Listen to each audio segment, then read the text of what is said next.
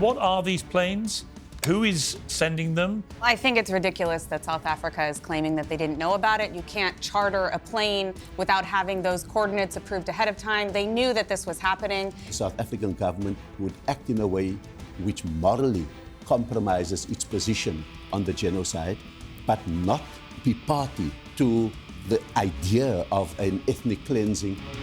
Do you really believe Donald Trump is a white supremacist?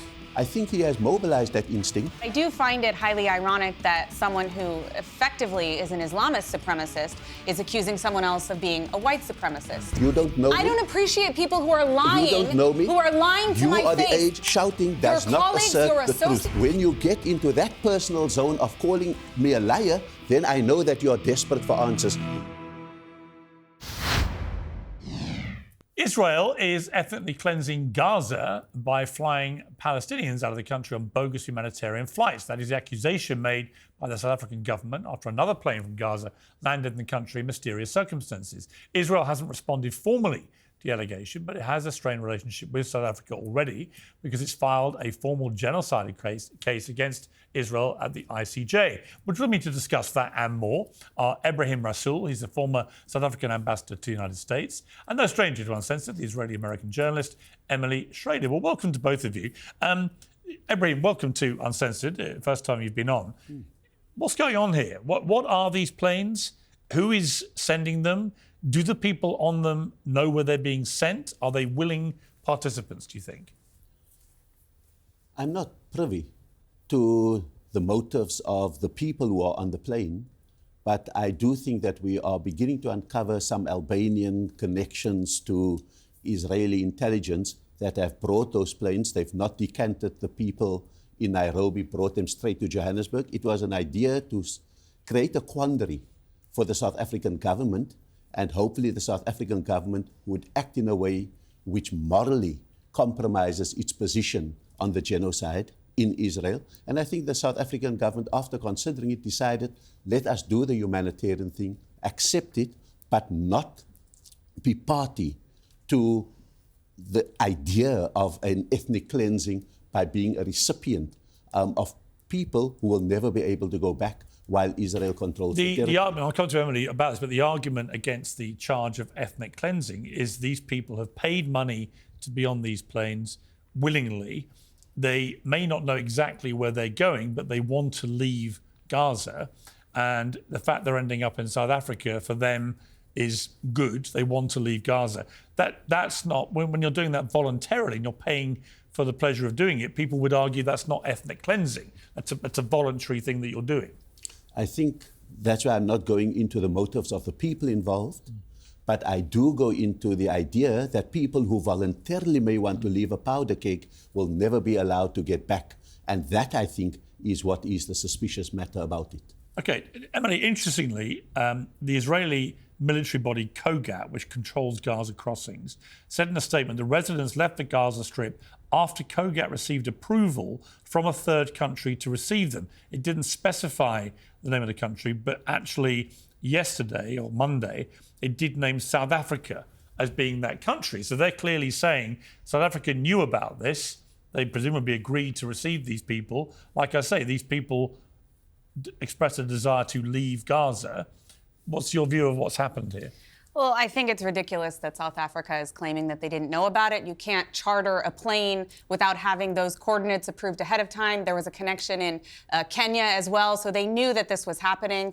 The associations with the Israeli government have not been proven in any capacity other than the fact they approved the exit of these people from Gaza. And not only that, but the Prime Minister's office stated explicitly, that they are approving people to come in and to come out. They should be allowed to leave if they want to leave, and they should be allowed to come back if they want to come back. That is the policy. And the reason that it's controversial now, especially in the eyes of South Africa, this isn't new. There was another flight on October, I believe it was 29th, of another 100 Palestinians from Gaza.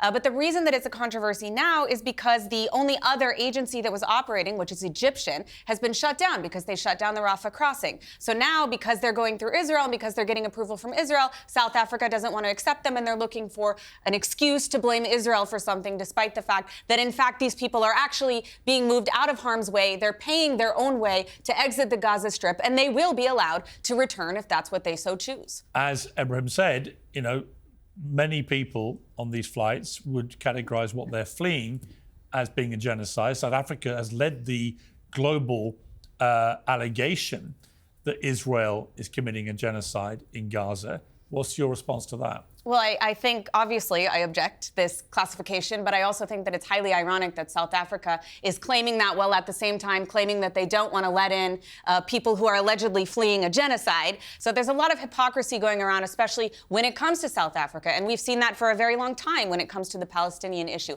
I mean, the life expectancy of Palestinians is greater than the life expectancy in South Africa. So what they have going on in South Africa, they've got their own country graylisted for terror financing, of which Mr. Rasool here has actually been a part of those agencies.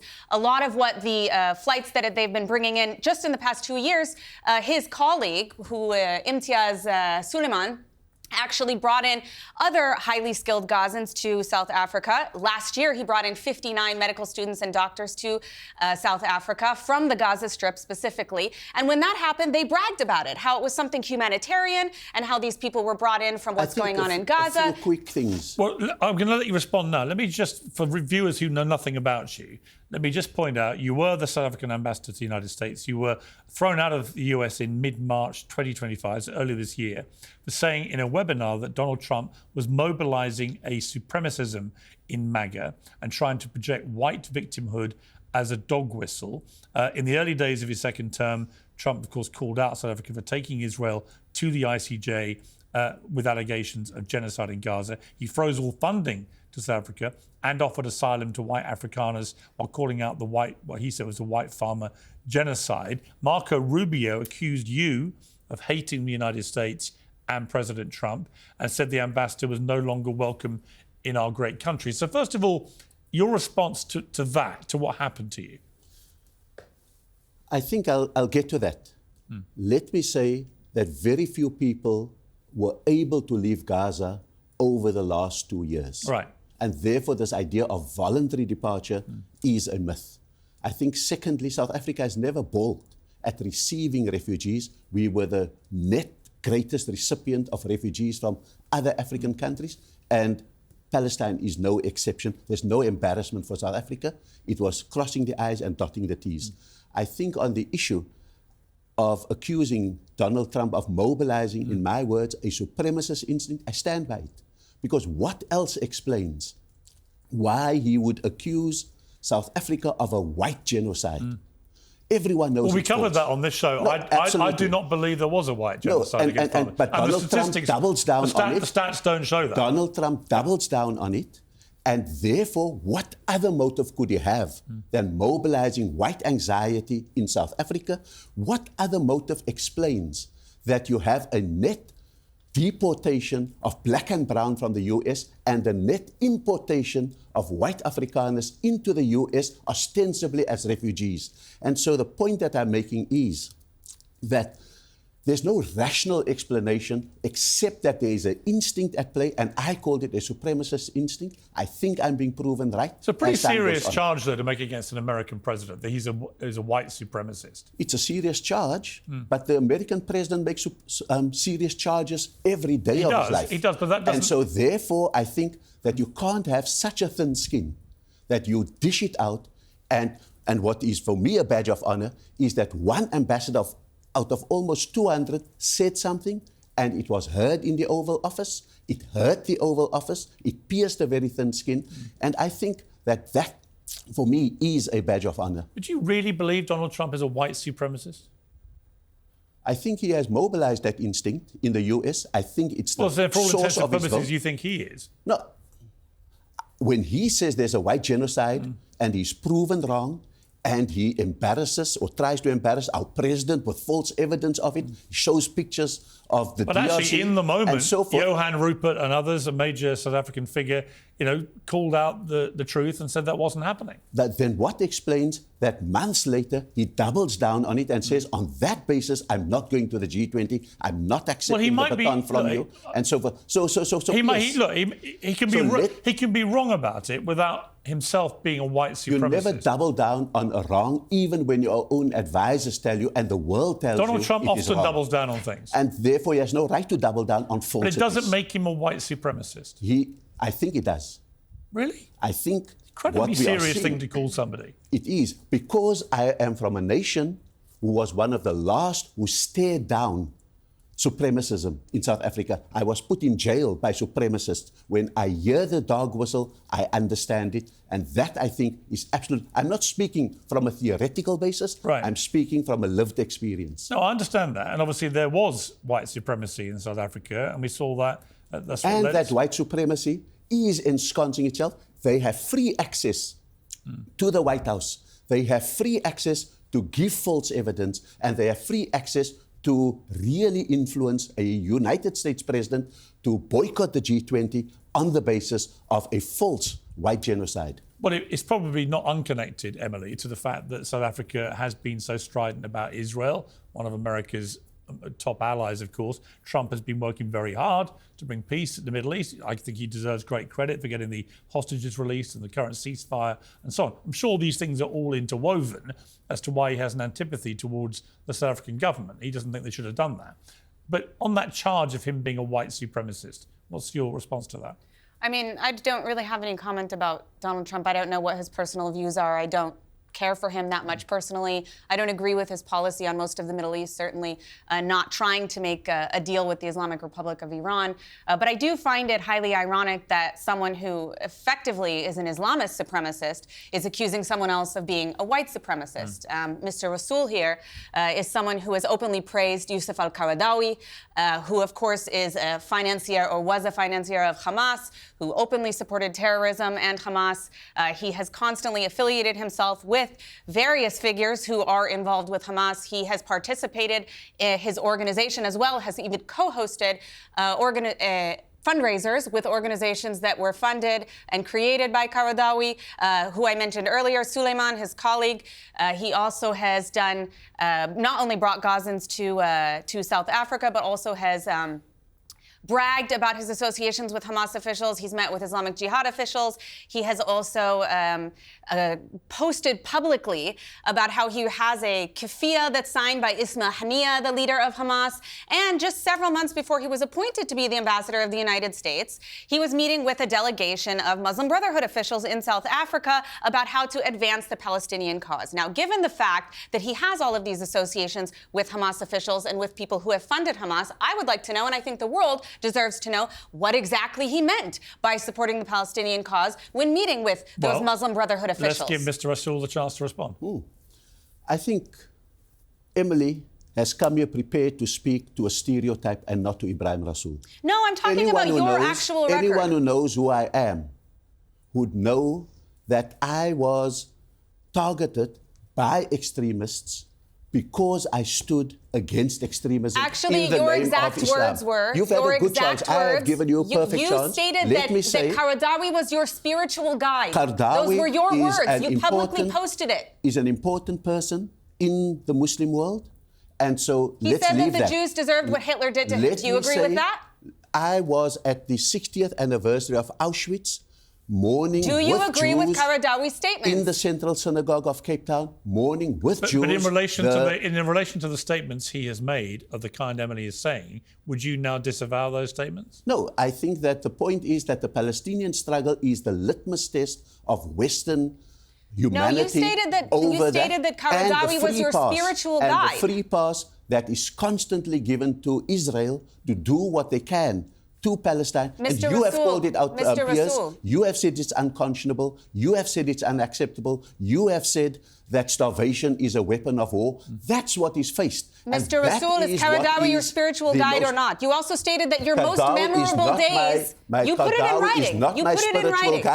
You stated your most memorable days were with him. And the same reason that you would see Netanyahu as a political leader.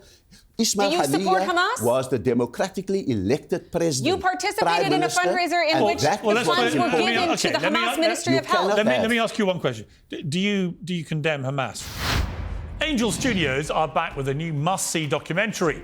It's called Thank You, Dr. Fauci, and you're going to hear a lot more about it over the next few months. Award-winning filmmaker Jenna First digs into the origins of COVID-19, a possible bio-arms race with China, and claims about history's biggest public health cover-up.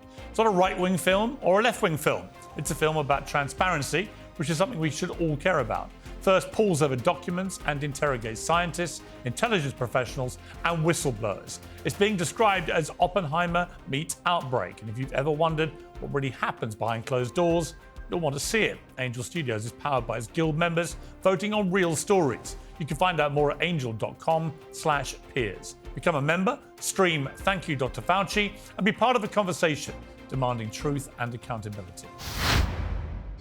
Today's show is sponsored by OneSkin, which can help all of us look even younger. OneSkin is redefining skincare with cult favorites like OS1 Body, Face and Eye, built around their patented OS1 peptide, which is clinically proven to target senescent cells, a key driver of skin aging. Backed by 5 clinical studies, OneSkin products improve skin texture, firmness, and elasticity over time. They have more than 10,000 5-star reviews, born from over 10 years of longevity research. OneSkin's OS1 peptide is proven to target the cells that cause the visible signs of aging, helping you unlock your healthier skin and hair now and as you age. For a limited time, try OneSkin with 15% off using code PEERS, that's P-I-E-R-S, at oneskin.co. That's 15% off oneskin.co with code PEERS. After you purchase, they'll ask you where you heard about them, so please support our show and tell them that we sent you. I think that the killing of all innocent civilians is dastardly, should be condemned, and whether it is from Sabra in Shatila, whether it is on the 7th of October, whether it's on the 8th of October, I think that has to be the litmus. And I'm not saying that so you would condemn Hamas? I'm not saying that theoretically. What I am saying is that that is what is taught to me by my faith. No, that you don't but think. just to be clear, you do condemn I Hamas? condemn anyone who Not kills anyone. innocent Do you condemn? civilians. I condemn the IDF for doing that. I will condemn even Hamas soldiers for doing that. Okay. We even do that with anyone. It wasn't like a general, who else do you condemn? It's purely... No, it is. After October the 7th, I don't know how anyone We all have condemn. our favorite victims and we all have our favorite aggressors. I draw the line across all people who violate a faith teaching of mine and who violate the way in which we conducted mostly our struggle in South Africa. Do you think Israel had a right to defend itself after October the 7th? Anyone has the right to defend itself? Hamas would argue that they were defending themselves against 70 years of the Nakba. We cannot have a whole entire struggle based on reprisals and vengeance. That is the great lesson that South Africa has taught. We embraced to the extent that I served in the cabinet of the last apartheid police minister who put me in jail. Vengeance is never the motive for going forward. And when I speak on the basis of experience and the internal soul searching I've had to do to be able to reconcile with people who put me in jail, who killed comrades of mine on the battlefield. I've mourned at many graves, and I've had to overcome all of that to make the South African experiment work. So when we spoke to our white community, everyone applauded. When we speak to other aggressors in the world and say there is a better way, everyone says, how can you associate with him? Why is it acceptable and laudable that we speak to our white oppressors and come to common terms, but you can speak to no one else to share the South African But to avoid example? any ambiguity, when it comes to what Hamas did on October the 7th, you wouldn't argue that was self-defense or justified in any way? I think that in the same way that a Nelson Mandela, right up till his 90th birthday in the USA, was on a terrorist list until he was taken off. You're not really comparing Mandela to Hamas, surely. I am saying that anyone who fights for freedom always believes that it has a moral right. Massacring people on a Jewish holiday inside of their homes is fighting for freedom? Anyone who opposes that Can freedom you just answer the feels question? that they have the right to be able to condemn things. So what I am saying is that any attack. I'm stunned you've evoked the name of Nelson Mandela. Nelson Mandela when I ask you is the about what litmus Hamas test. did. Nelson Mandela is the litmus test of how long it takes a Western community to take a man off a terrorist list. But what we saw on after October, just to be condemning clear, him. though, what we saw on October the 7th was not freedom fighting. It was a grotesque act of mass terrorism. And that's what I'm saying, that all such loss of innocent lives must be condemned. But why can't you just condemn it on his own? Why invoke Mandela's name? No, because I'm saying that the same reasoning that Emily brings to it, that those are terrorists and the IDF must have a... Not only are they terrorists, they're terrorists. Right, Emily, you're responsible. You have decades of supporting. You have decades of involvement with. You are a known Muslim Brotherhood affiliate. You have participated in fundraisers that went directly to the Hamas-run Ministry of Health that are murdering Palestinians. In 1984... Not in 1984. 2 weeks before October 7th, you posted about Ismail Haniyeh praising him.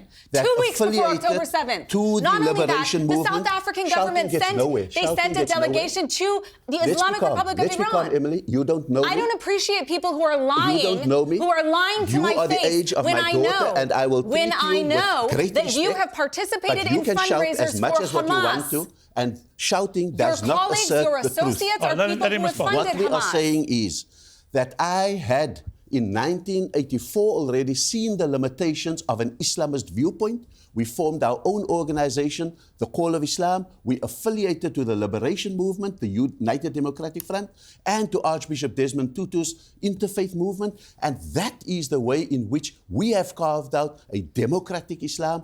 That's how we participated in the struggle and in the transition. Categorically false. And so you are speaking to a stereotype, and I know that's very No, I'm not. neat I'm speaking for you. about your statements in recent years on your social media. That you openly praised Qaradawi recently. You can hang You can all talk your about 1984 all you want. You're lying through your teeth. The evidence is there for everyone to see. The fact is that when you get into that personal zone of calling me a liar, then I know that you are desperate for answers. What I am saying is you've got to judge me by what I have done. And you can go and ask your own people in South Africa, in the Jewish Board of Deputies, where have I stood? When we know exactly there were terrorist groupings in Cape Town bombing synagogues, I was the one, as the leader of the ANC there, later as the premier, who had to understand that I needed to be the bulwark against extremism in the name of my religion.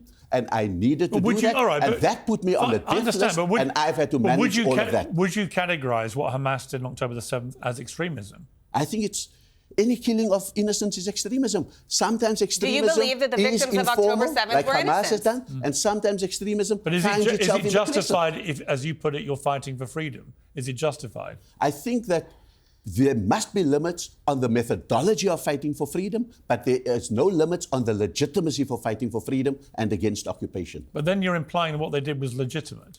I'm saying that in everyone who fights for freedom will justify. We've had many trends. But there was nothing legitimate about what Hamas did that day. And there's nothing legitimate about what happened from October the 8th onwards. You have said it yourself. Yes, it's unconscionable. Yes, but what it's unacceptable. Yes, I know, Starvation is a weapon of war. Here's the difference. I am completely unambiguous when it comes to what Hamas did and what that made them. In that moment, they identified themselves as a terrorist organisation. That the innocent lives lost on October the 7th is unconscionable, Are they terrorists, unacceptable. Hamas? They are extreme. Are they terrorists? In the same way Are they terrorists? that I would say that you cannot have an elected government simply being called a terrorist government. And the same way they murder that I don't 1,200 people, kidnap 250 there's odd. 60,000 people murdered. Yeah. And starved to death. As you know, as we are now. As you referenced, I have been very critical. We can't have a moral I've been very equivalence. critical about the proportionality of Israel's response. However, I've never questioned their right to defend themselves. You see, and I've always been unequivocal that Hamas let me tell you are a that terror when group. South Africa launched its case against Israel in the ICJ for genocide, we did not use our own imagination of what is a genocide. We used the kind of work that the definition of genocide that was done after World War II and beautifully How many countries? accurately. Let me ask you a question. How many countries and states ever have been convicted of waging a genocide? We have had the genocide in Bosnia. No. We've had it. I don't know. How many? Let me answer. What we let have. me answer your question for you. It's none. No country or state has ever been found guilty of conviction waging is individuals have been, and groups of people have been, not a country or a state. So what South Africa It was trying doesn't matter. Well, it does matter to this. South It doesn't matter. Listen. If there is a genocide and it's based on a definition of genocide that was crafted by the survivors of the Holocaust, that is the case that we are making Emily. in the ICJ. I just think it's ridiculous that first of all, you cannot admit that the people who were murdered on October 7th were completely innocent. Number one. That. Number two, no, I've you said didn't. that. You didn't say that. You didn't say that Hamas is a terrorist organization. And you know why? Because 2 weeks before October 7th, you were posting on your social media talking about how Ismail Haniyeh is a hero of the Palestinian people and bragging that you have a keffiyeh that's signed by Ismail Haniyeh. I have said that he was an elected prime minister. It doesn't matter and when the election what kind did not of go person Israel's way, posts they something did about not Ismail recognize Haniyeh the praising him outcome on of that social media. election. And you talked You about cannot 1984 as if you've changed your limitations on the views of Islamism. It's not true. It's flat out not true because in 2019, you participated in a fundraiser of Gift of the Giving of your friend Imtiaz Soleimani. I know you're you sticking to your speaking points. But don't shout it out Hamas every time, officials louder at this and event, louder. And that money went directly to the Hamas-run Ministry of Health. You've made that point forcefully. I want to end by talking about where we are now in Israel. There is a ceasefire. The hostages have been released. There is this 20-point plan, which Donald Trump and his team have put forward. It's been adopted by the United Nations. Are you supportive of this plan? Any plan that takes us towards peace, imperfect as it is a step in the right direction. Whether it is a peace or a ceasefire, that's moot. We will see as it goes. Whether it is the demand for a surrender on the one side or whether it is a genuine coming together of hearts, that we will see. And again, having lived through the transition and being in the leadership during a transition, we know that those are fraught with all kinds of dangers, even if you have perfect angels negotiating on both sides. But at the end of the day, the best peace comes out of when opposing people speak to each other. We need to see, the proof will be in the pudding. And that, I think, is what is being awaited. A ceasefire with incursions from Israel is not perfect, but I think at least we hope. I've been in Amman, I've seen warehouses full of food, and if any of that food can simply move in, it will be an improvement. We have seen the amount of deaths, thousands a day. If only that even slow down, it is important. But I think we must end belligerence on all sides, and we must have a genuine and sincere effort for peace. Okay, Emily.